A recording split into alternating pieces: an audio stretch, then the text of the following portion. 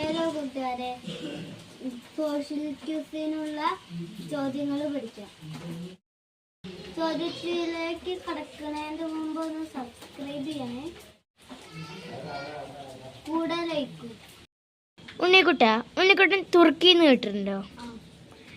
എന്നാൽ തുർക്കികൾ കോൺസ്റ്റാന്റിനോപ്പിൾ കീഴടക്കിയ വർഷം ഏതാ അറിയോ? ഉണ്ണിക്കുട്ടൻ രണ്ടാമത്തെ ചോദ്യം പിടിച്ചോ. ഉണ്ണിക്കുട്ടൻ നവോത്ഥാനം എന്ന് കേട്ടിട്ടുണ്ടോ? എന്നാൽ നവോത്ഥാനത്തിന്റെ പിതാവ് ആയിടാ അറിയോ? ഒന്ന് പറഞ്ഞു നോക്കൂ.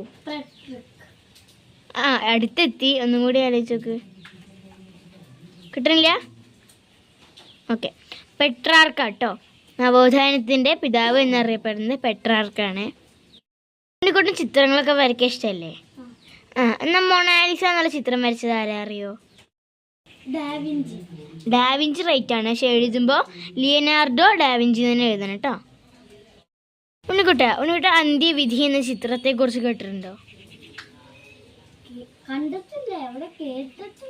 എന്നാ അത് ആരാ വരച്ചത് എനിക്കറിയോ?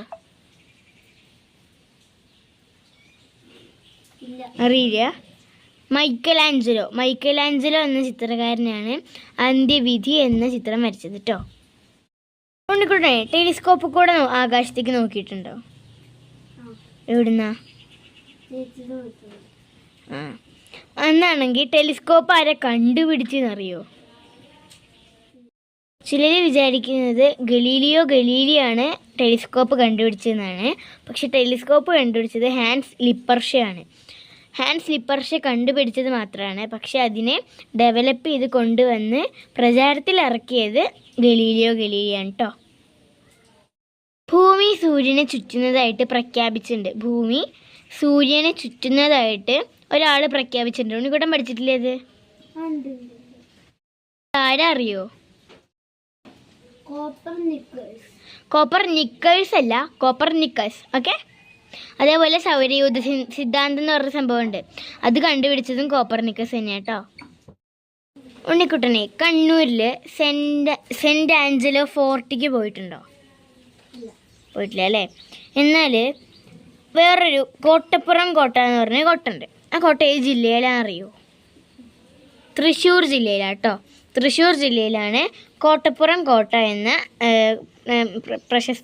പ്രശസ്തമായ കോട്ട ഉള്ളത് കേട്ടോ. ഉണ്ണിക്കുട്ട ലോകമാന്യ എന്നറിയപ്പെടുന്ന ആളാരാന്നറിയോ?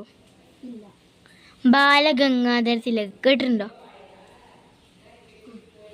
ബാലഗംഗാധര തിലകാണ് ലോകമാന്യ എന്നറിയപ്പെടുന്നത് കേട്ടോ. ഉണ്ണിക്കുട്ട കേരളത്തിൽ എത്ര നദികൾ ഉണ്ടെന്നറിയോ?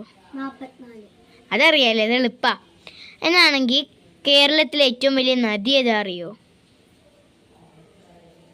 പെരിയാർ. കേട്ടിട്ടുണ്ടോ പെരിയാർന്ന്? അവിടെ കേട്ട വിളിച്ചില്ലേ പെരിയാർ? നീ പഠിച്ചിട്ടുണ്ട്. ഇനി അടുത്ത വീഡിയോ ആയിട്ട് വീണ്ടും വരാം. ബൈ. ലൈക്ക് ചെയ്യണം, ഷെയർ ചെയ്യണം, സബ്സ്ക്രൈബ് ചെയ്യണം. ബൈ.